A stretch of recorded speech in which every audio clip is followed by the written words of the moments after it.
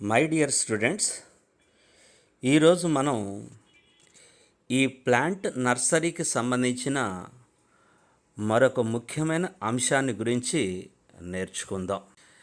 అదేంటంటే నర్సరీ నిర్మాణానికి అవసరమైన ప్రాథమిక సౌకర్యాలు ఏంటి. అంటే ఒక నర్సరీని నిర్మించటం కోసం మనకి ఎలాంటి సౌకర్యాలు అవసరమో ఈరోజు మనం ఈ క్లాసులో నేర్చుకుందాం. ఇంతకుముందు చెప్పుకున్న విధంగా నర్సరీ అనేది ఉద్యానవన శాస్త్రము అంటే హార్టికల్చర్, ఫ్లోరికల్చర్, అగ్రికల్చర్ అనబడే వివిధ రకాలైన విభాగాలకు మూలాధారంగా ఈ నర్సరీని మనం చెప్పుకోవచ్చు. సమగ్రమైన సంపూర్ణమైన ప్రణాళికతో నర్సరీని నిర్మించినప్పుడే అది ఒక లాభదాయకరమైన వెంచర్ అవుతుంది. ఆ నర్సరీని నిర్మించిన వ్యక్తికి ఆర్థికంగా లాభాన్ని చేకూర్చి పెడుతోంది. ఈ నర్సరీల యొక్క నిర్మాణం అనేది ముఖ్యంగా కొన్ని భౌతిక వనరులు మరియు వివిధ రకాలైన ఆర్థిక వనరులపై ఆధారపడి ఉంటుందని మనం చెప్పుకోవచ్చు. ముందుగా మనం నర్సరీకి అవసరమైన భౌతిక వనరులను గురించి తెలుసుకుందాం. ఇతర సంస్థల స్థాపనకు అవసరమైన విధంగానే నర్సరీ యొక్క నిర్మాణానికి కూడా కొన్ని భౌతిక వనరులు అవసరం.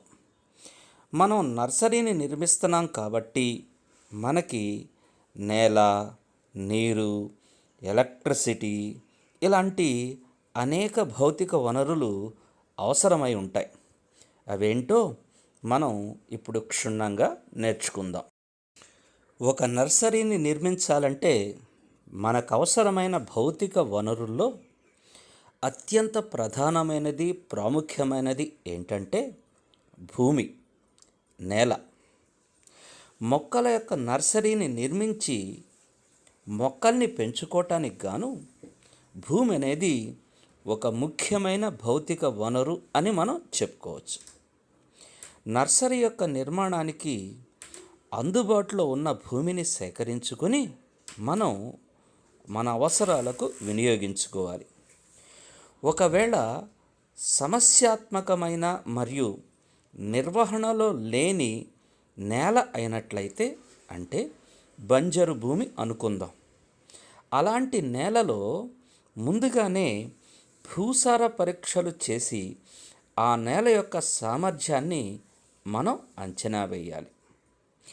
నేల ముఖ్యంగా సరంధ్రయుతంగా నీటిపారుదల సౌకర్యాన్ని కలిగి తేలికపాటి నుండి మాధ్యమిక వయనాన్ని కలిగి ఉండాలి.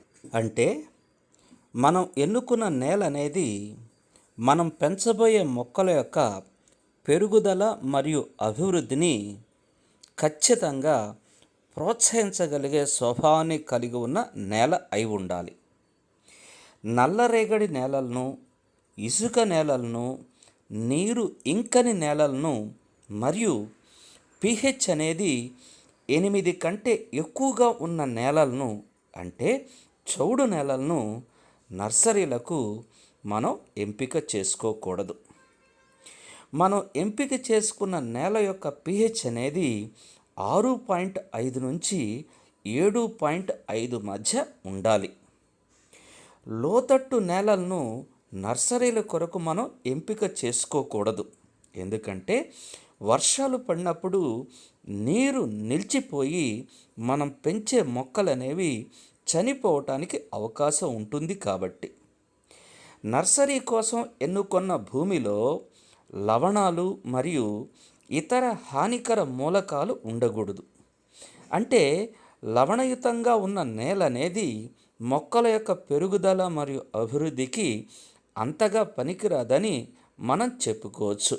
అంటే చౌడు నేలలు లేదా ఉప్పు నేలలని అర్థం. నర్సరీ కొరకు ఎన్నుకున్న స్థలం అనేది రైల్వే స్టేషన్ లేదా బస్ స్టేషన్కు దగ్గరగా ఉండి మంచి రవాణా సౌకర్యాన్ని కలిగి ఉండాలి. అలా ఉంటే మనం పెంచే మొక్కలను చాలా తేలికగా, సక్రమంగా, ఏ విధమైన డ్యామేజ్ లేకుండా జాగ్రత్తగా మనం అనుకున్న ప్రాంతాలకు మనం రవాణా చేయగలుగుతాం.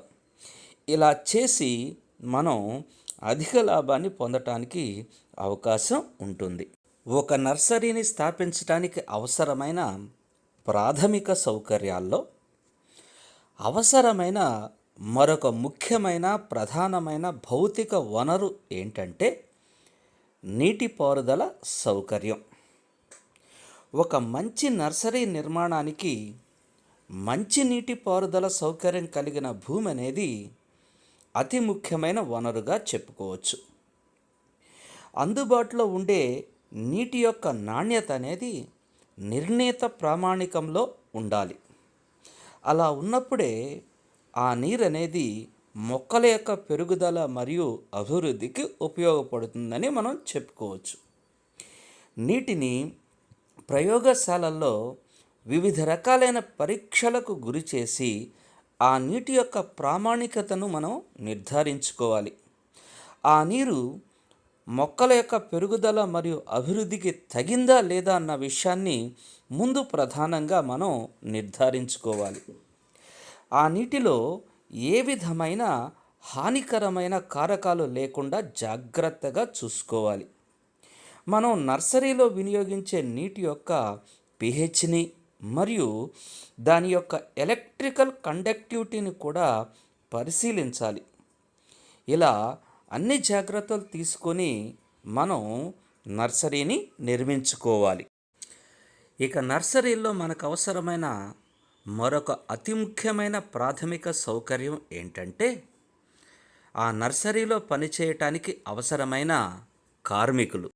ఒక నర్సరీ యొక్క నిర్వహణకు పనివారు లేదా కార్మికులు చాలా అవసరం. అంటుకట్టుట, కలుపు తీయుట, నీటిపారుదల సౌకర్యాలను నిర్వహించుట, విత్తనాలను చల్లుట, రసాయనాలను చల్లుట, కత్తిరించుట వంటి వివిధ రకాలైన పనులను నిర్వహించటానికి అనుభవజ్ఞులైన కార్మికులు చాలా అవసరమని మనం చెప్పుకుంటాం. ఈ కార్మికుల అవసరాన్ని గుర్తించడానికి ముందుగా నర్సరీల్లో మనం వినియోగించే యాంత్రీకరణ శాతాన్ని కూడా మనం పరిగణలోకి తీసుకోవాలి. అంటే ఈ ఆధునిక యుగంలో వివిధ రకాలైన యంత్రాలు అందుబాటులో ఉన్నాయి కాబట్టి వాటిని కొనుగోలు చేసి ఆ యంత్రాలను వినియోగిస్తూ మనం నర్సరీలో అనేక పనులను చేపట్టుకోవచ్చు.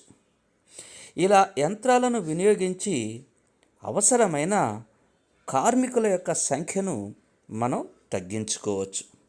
కాబట్టి మన నర్సరీలో మనం వినియోగించే యాంత్రీకరణ శాతం ఎంత, మనకు అవసరమైన కార్మికుల సంఖ్య ఎంత అన్న విషయాన్ని ముందు క్షుణ్ణంగా అంచనా వేసి నిర్ధారించుకోవాలి. ఒక నర్సరీని నిర్వహించాలంటే సాంకేతిక నైపుణ్యం కలిగి ఉన్న తోటమాలి ఖచ్చితంగా అవసరం. నైపుణ్యం లేని పనివారిని లేదా కార్మికులను మనం తీసుకొని వారికి ట్రైనింగ్ ఇచ్చి మన నర్సరీల్లో వారిని సక్రమంగా వినియోగించుకోవచ్చు. ఒక నర్సరీని స్థాపించటం కోసం అవసరమైన ప్రాథమిక సౌకర్యాల్లో మరొక ప్రధానమైన ప్రాథమిక సౌకర్యం ఏంటంటే ఎలక్ట్రిసిటీ, విద్యుత్. అందుబాటులో ఉన్న మానవ శక్తికి అనుగుణంగా నర్సరీలో విద్యుత్ సౌకర్యాన్ని మనం ఏర్పాటు చేసుకోవాలి. నర్సరీలో ఈ విద్యుత్ అనేది నిరంతరం అందుబాటులో ఉండేట్లు మనం చూసుకోవాలి. కరెంటు కష్టాలు ఉండే ప్రాంతాల్లో జనరేటర్ వంటి ప్రత్యామ్నాయ ఏర్పాట్లను మనం ఖచ్చితంగా చేసుకోవాల్సిన అవసరం ఎంతైనా ఉంది. ఈ విద్యుత్ శక్తిని వినియోగించి మనం నీటి పంపులను నడుపుతూ ఉంటాం, రసాయనాలను చల్లుకుంటూ ఉంటాం. ఇలా వివిధ రకాలైన కార్యకలాపాలను నర్సరీల్లో నిర్వహించాలి అంటే ఖచ్చితంగా మనకి ఈ ఎలక్ట్రిసిటీ అవసరం ఎంతో ఉంది. మొక్కలకు నిరంతరం నీరు అందుబాటులో ఉండేట్లు చూడటం కోసం ఈ విద్యుత్ సౌకర్యం అనేది చాలా ముఖ్యమైన వనరు అని మనం చెప్పుకుంటాం. ఇక నర్సరీ స్థాపనకు అవసరమైన మరొక ప్రధానమైన సౌకర్యం ఏంటంటే రోడ్డు రవాణా సౌకర్యం. నర్సరీల్లో నారు మొక్కలు పెరిగి అమ్మకానికి సిద్ధమైన తరువాత వాటి యొక్క అమ్మకానికి మంచి రోడ్డు రవాణా సౌకర్యం ఖచ్చితంగా ఉండాలి. రవాణా సౌకర్యం మరియు రోడ్లు బాగా ఉన్నప్పుడే నారు మొక్కలను సమర్థవంతంగా ఏ విధమైన డ్యామేజ్ లేకుండా త్వరగా అవసరమైన ప్రాంతాలకు మనం ఎగుమతి చేసుకోవచ్చు. అంతేకాకుండా నర్సరీకి అవసరమైన వివిధ రకాలైన ఉపకరణాలైన ప్యాకింగ్ మెటీరియల్స్ను, కుండీలను, ఎరువులను, ఇంకా అవసరమైన ఇతర పరికరాలను త్వరగా మనం దిగుమతి చేసుకోవచ్చు. ఇలా నర్సరీకి అవసరమైన వస్తువులను తెచ్చుకోవడానికి, నర్సరీలో ఉత్పత్తి చేసిన నారు మొక్కలను అవసరమైన ప్రదేశాలకు ఎగుమతి చేయడానికి మంచి రోడ్డు రవాణా సౌకర్యం అనేది చాలా ముఖ్యమైన ప్రధానమైన వనరు అని మనం చెప్పుకుంటాం. ఒక ఆదర్శవంతమైన నర్సరీని మనం స్థాపించాలంటే మనకు అవసరమైన ప్రాథమిక సౌకర్యాల్లో మరొక అతి ముఖ్యమైన వనరు తల్లి మొక్కలు. ఏదైనా ఒక నర్సరీ విజయవంతం అవ్వాలంటే మంచి తేజం కలిగిన ఆరోగ్యవంతమైన తల్లి మొక్కలు చాలా అవసరం. ఈ తల్లి మొక్కలను బాగా నమ్మకం ఉన్న పెద్ద పెద్ద నర్సరీల నుండి లేదా వ్యవసాయ విశ్వవిద్యాలయాల నుండి లేదా పరిశోధనాశాలల నుండి మనం సేకరించుకోవాలి. వీటిని వివిధ రకాలైన మడులలో ప్రత్యేకమైన కుండీల్లో జాగ్రత్తగా పెంచుకోవాలి. ఈ తల్లి మొక్కలపైన వ్యాధులు, చీడపీడలు ఆశించకుండా నిరంతరం పురుగు మందులను, శిలీంద్ర నాశనులను చల్లుకుంటూ చాలా జాగ్రత్తలను మనం తీసుకోవాలి. నర్సరీలో ఉత్పత్తి చేసే నారు మొక్కల యొక్క నాణ్యత ప్రధానంగా ఈ తల్లి మొక్కల యొక్క ఎంపికపై ఆధారపడి ఉంటుంది. కాబట్టి తల్లి మొక్కల యొక్క ఎంపికలో మరియు వాటి నిర్వహణలో అత్యంత జాగ్రత్తలు తీసుకొని మనం నర్సరీని కాపాడుకోవాలి. ఇలా సరైన పద్ధతిలో తల్లి మొక్కల్ని ఎంపిక చేసుకున్న తర్వాత మనకి అవసరమైన ప్రాథమిక సౌకర్యాల్లో మరొక ప్రధానమైన ప్రాథమిక సౌకర్యం మనం ఏర్పాటు చేసుకోవాలి. అదేంటంటే మొక్కల యొక్క వ్యాప్తికి కావలసిన వివిధ రకాలైన నిర్మాణాలు. విత్తనాల నుండి నారు మొలకలను అభివృద్ధి చేయటానికి, అంటు కట్టడానికి, అంటు తొక్కటానికి అవసరమైన వివిధ రకాలైన నిర్మాణాలు నర్సరీలో ఉండాలి. వీటి సహాయంతో నారు మొక్కలను, అంటు మొక్కలను అభివృద్ధి చేస్తూ మన నర్సరీలో మొక్కల యొక్క సంఖ్యను విపరీతంగా పెంచుకోవచ్చు. నర్సరీలో అభివృద్ధి చేసిన నారు మొక్కలు సక్రమంగా పెరిగి గట్టిపడి దృఢంగా మారే వరకు ఈ మొక్కలను వ్యాప్తి చేసే నిర్మాణాలు అనేవి మనకి చాలా అవసరం. వీటి సహాయంతో మొక్కలు అనేవి బలంగా, దృఢంగా, ఆరోగ్యంగా పెరుగుతాయి. ఇక నర్సరీ స్థాపనకు అవసరమైన ప్రాథమిక సౌకర్యాల్లో మరొక ప్రధానమైన ప్రాథమిక సౌకర్యం అనేది ఏంటంటే మన నర్సరీ చుట్టూ మనం నిర్మించుకునే కంచె లేదా ప్రహరీ. సాధారణంగా ముళ్ళ తీగను ఉపయోగించి నర్సరీ చుట్టూ మనం ఫెన్సింగ్ను నిర్మించుకోవాలి.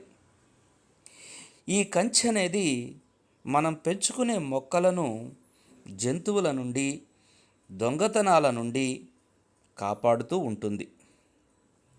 ఇక నర్సరీ చుట్టూ ముళ్ళ మొక్కలైన చిలార్, గోల్డెన్ డ్యూరాంటా మరియు అగే వంటి మొక్కలను కంచె మాదిరిగా పెంచుకోవచ్చు. ఈ మొక్కలనేవి నర్సరీని రక్షించడమే కాకుండా నర్సరీను అందంగా, ఆకర్షణీయంగా, మనోహరంగా మారుస్తాయి. ఇలా అందమైన కంచెను నర్సరీ చుట్టూ అభివృద్ధి చేసుకొని మన నర్సరీని మరింత అందంగా మనం తీర్చిదిద్దుకోవచ్చు. ఇక నర్సరీ స్థాపనకు అవసరమైన ప్రాథమిక సౌకర్యాల్లో మరొక ప్రధానమైన అంశం ఏంటంటే నారు మొక్కల యొక్క వాతావరణ అనుకూలతను పెంచు స్థలం. ఎప్పుడైతే నర్సరీలో నారు మొక్కల్ని మనం అభివృద్ధి చేస్తామో ఆ నారు మొక్కలు అనేవి బలంగా, దృఢంగా మారి అన్ని రకాలైన వాతావరణ పరిస్థితులను తట్టుకునే విధంగా మారాలంటే చిన్న చిన్న షేడ్ నెట్ల అవసరం అనేది చాలా ఉంటుంది. నర్సరీలో ఉత్పత్తి చేసిన నారు మొక్కలు లేదా గ్రీన్ హౌస్లో పెంచిన నారు మొక్కలు బయట వాతావరణానికి అలవాటు పడటానికి కొంత సమయం తీసుకుంటాయి. అవి బయట వాతావరణాన్ని అలవాటు పడాలంటే కొంత సమయం అవసరం. ఈ కాలాన్నే అనుకూలత చెందే కాలం లేదా హార్డనింగ్ ఆఫ్ అంటారు. ఈ వాతావరణ అనుకూలత పెంచే ప్రక్రియ ఫలితంగా లేత మొక్కలు క్రమంగా బయట గాలికి, సూర్యరశ్మికి, వర్షానికి బహిర్గతమై క్రమంగా తమ పత్రాలపై అవభాసాన్ని ఏర్పరచుకొని ఆ అవభాసాన్ని మందంగా మార్చుకొని శరీరంలోని నీటిని కోల్పోకుండా కాపాడుకుంటూ ఉంటాయి. దీనివలన మొక్కలను ట్రాన్స్ప్లాంట్ చేసినప్పుడు చనిపోకుండా బ్రతికి, పెరిగి, అభివృద్ధి చెందుతూ ఉంటాయి.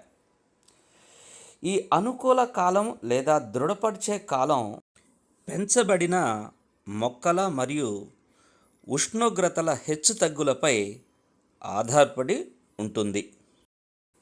ఇక నర్సరీ స్థాపనకు అవసరమైన ప్రాథమిక సౌకర్యాల్లో మరొక ముఖ్యమైన ప్రాథమిక సౌకర్యం ఏంటంటే స్టోర్ మరియు ఆఫీస్.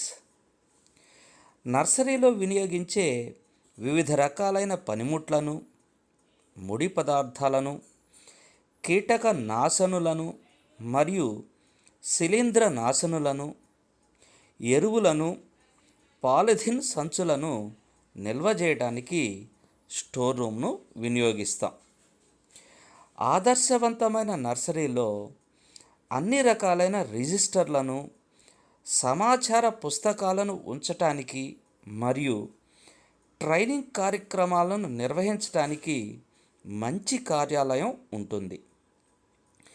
తల్లి మొక్కల యొక్క మరియు వాటి సంతాన మొక్కల యొక్క స్టాక్ వంటి వివరాలను కార్యాలయంలో భద్రపరుస్తూ ఉంటారు. ఇక నర్సరీ స్థాపనలో మనకు అవసరమైన మరొక ప్రాథమిక సౌకర్యం ఏంటంటే నర్సరీ వ్యాపారం ప్రారంభించడానికి అవసరమైన చట్టపరమైన అధికారాలు. వాణిజ్య నర్సరీ స్థాపనకు వ్యాపార లైసెన్స్ తప్పనిసరి అవసరం. ఈ లైసెన్స్ పొందటం అనేది చాలా సుదీర్ఘమైన ప్రక్రియగా చెప్పబడుతూ ఉంటుంది. సాధారణంగా నర్సరీ వ్యాపారాన్ని వ్యవసాయ ఉపయోగంగా పరిగణిస్తాం కాబట్టి కొన్ని సందర్భాల్లో దీనిని వాణిజ్య అగ్రి బిజినెస్గా కూడా పరిగణిస్తారు. ఒకవేళ మనం హరిత గృహాన్ని స్థాపిస్తాము అనుకుంటే, ఆ హరిత గృహాన్ని స్థాపించే ముందు నర్సరీల్లో అవసరమైన పదార్థాలు మరియు సామాగ్రిని నిల్వ చేయటానికి కావలసిన స్టోర్ రూమ్ను నిర్మించుకోవాలి. ఇలా స్టోర్ రూమ్ను నిర్మించుకోవటానికి అవసరమైన అనుమతులన్నీ మనం తీసుకోవలసిన అవసరం ఉంటుంది. నర్సరీ వ్యాపారంలో ఆస్తి ప్రమాద బీమా, కార్మికులకు బీమా, సందర్శకులకు కూడా బీమా అవసరం కావచ్చు. కాబట్టి ఆ బీమా సదుపాయాలు అందుబాటులో ఉండే విధంగా మనం ముందుగా నిర్దిష్టమైన అనుమతి పొంది ఉండాలి. కొన్ని ప్రదేశాల్లో నర్సరీల స్థాపన కొరకు ప్రభుత్వ వ్యవసాయ శాఖల యొక్క తనిఖీలు కూడా అవసరం కావచ్చు. అవసరమైన ప్రభుత్వ వ్యవసాయ శాఖలకు నర్సరీ స్థాపన విషయాన్ని తెలియచేసి ఆ శాఖల యొక్క తనిఖీలను పూర్తి చేసుకొని ఆ సర్టిఫికెట్లను కూడా మన దగ్గర ఉంచుకోవాల్సిన అవసరం ఎంతైనా ఉంటుంది. ఇక నర్సరీ స్థాపనకు అవసరమైన విద్యుత్తు, నీరు మరియు ఇతర సౌకర్యాలను పొందటానికి గాను స్థానిక అధికారుల నుండి తగిన అనుమతులు పొందాల్సిన అవసరం చాలా ఉంటుంది. కాబట్టి ఇలా చట్టపరమైన అనుమతులన్నీ తీసుకొని ఒక పద్ధతి ప్రకారం ప్రణాళికాబద్ధంగా చట్టబద్ధంగా నర్సరీని స్థాపించాల్సిన అవసరం ఉంటుంది. ఇక నర్సరీ స్థాపనకు అవసరమైన ప్రాథమిక సౌకర్యాల్లో మరొక ముఖ్యమైన అంశం ఏంటంటే నర్సరీకి కావలసిన మార్కెట్ను గురించి పరిశోధన. కస్టమర్ల అవసరాలను తీర్చడానికి తగిన పరిమాణంలో మంచి ఆరోగ్యవంతమైన నాణ్యమైన నారు మొక్కల్ని మనం ఉత్పత్తి చేయాలి. అవసరానికి మించి నారు మొక్కల్ని ఉత్పత్తి చేసినట్లయితే ఆ మొక్కలు అమ్ముడుపోక నర్సరీ యజమానికి నష్టం కలగటానికి అవకాశం ఉంటుంది. కాబట్టి అవసరానికి అనుగుణంగా ఏ రకాలకు చెందిన నారు మొక్కలను అభివృద్ధి చేయాలో, ఎంత సంఖ్యలో వాటిని అభివృద్ధి చేయాలో అన్న విషయాలను తెలుసుకోవటానికి గాను ఆ మొక్కల యొక్క రకాల యొక్క మార్కెట్ను గురించి పరిశోధనలు చేసి ముందుగా మనం నిర్ధారించుకోవాలి. ఆ నిర్ధారణ ఆధారంగా మొక్కల యొక్క రకాలను ఎన్నుకొని పెంచి నారు మొక్కల్ని అమ్ముకొని మంచి లాభాల్ని పొందొచ్చు. ఇక ఆర్థిక వనరుల గురించి మనం మాట్లాడుకుందాం. అంటే నర్సరీ స్థాపించాలంటే పెట్టుబడి అవసరం. ఈ పెట్టుబడి కోసం బ్యాంకులు లోన్లు ఇస్తూ ఉంటాయి. ఇప్పుడు ఈ బ్యాంక్ లోన్ల గురించి మనం తెలుసుకుందాం. నర్సరీల పెంపకం కోసం వివిధ రకాలైన బ్యాంకులు లోన్లు అందిస్తున్నాయి. అయితే ఈ లోన్లకు సంబంధించిన నిబంధనలు బ్యాంకుకు మారుతూ ఉంటాయి. కాబట్టి ముందుగా బ్యాంకు వారిని సంప్రదించి మన అవసరాలకు తగ్గట్టుగా తగిన మొత్తంలో లోను పొందగలమా లేదా అన్న విషయాన్ని నిర్దిష్టంగా అంచనా వేసుకోవాలి. నర్సరీలను స్థాపించాలన్న ఆలోచన కలిగిన ఔత్సాహికులకు ప్రభుత్వం నుండి కూడా ఆర్థిక సహాయం లభిస్తూ ఉంది. మంచి నర్సరీల స్థాపన కొరకు జన్యురీత్యా శుద్ధమైన మొక్కలను ఉత్పత్తి చేయటానికి గాను 2005లో భారతదేశంలో నేషనల్ హార్టికల్చరల్ మిషన్ను స్థాపించారు. NHMను స్థాపించారు. ప్రభుత్వ రంగంలోని నర్సరీలు ఈ మిషన్ నుంచి 100% రాయితీని పొందుతాయి. ప్రైవేటు రంగంలో ఉన్న నర్సరీలు తమ ఖర్చులో 50% రాయితీని పొందుతాయి.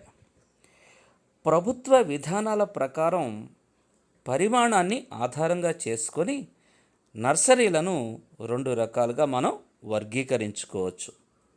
ఒకటి పెద్ద నర్సరీలు, రెండు చిన్న నర్సరీలు. 6 హెక్టార్ల విస్తీర్ణం కంటే ఎక్కువ విస్తీర్ణం గల నర్సరీలను పెద్ద నర్సరీలు అంటారు. ఈ నర్సరీలు ప్రభుత్వ పరంగా 30 లక్షల రూపాయల వరకు రాయితీ పొందే అవకాశం ఉంటుంది. 1 ఎకరం పరిమాణంలో అభివృద్ధి చేయబడే నర్సరీలను చిన్న నర్సరీలు అంటారు. ఈ నర్సరీలు ప్రభుత్వం నుండి సుమారు 18 లక్షల రూపాయల వరకు రాయితీ పొందే అవకాశం ఉంటుంది. ఇలా నర్సరీలకు లభించే రాయితీ అనేది బ్యాంకులు మంజూరు చేసే లోన్ల ఆధారంగా ఉంటుందని మనం చెప్పుకోవచ్చు. ఈ విధంగా మనకు అవసరమైన ఆర్థిక వనరులను బ్యాంకు లోన్ల ద్వారా సమకూర్చుకొని ప్రభుత్వ రాయితీలను పొంది సశాస్త్రీయంగా ప్రణాళికాబద్ధంగా ఒక మంచి నర్సరీని అభివృద్ధి చేస్తే ఆర్థికంగా మనం లాభించవచ్చు. ఈ విధంగా మనం ఒక నర్సరీని స్థాపించాలంటే కావలసిన ప్రాథమిక సౌకర్యాలను గురించి తెలుసుకుంటాం. ఎగ్జామినేషన్ పాయింట్ ఆఫ్ వ్యూలో కూడా ఇది ఒక ముఖ్యమైన ప్రశ్న కాబట్టి ఖచ్చితంగా మనం ఈ ప్రశ్నను నేర్చుకోవాలి. All the best.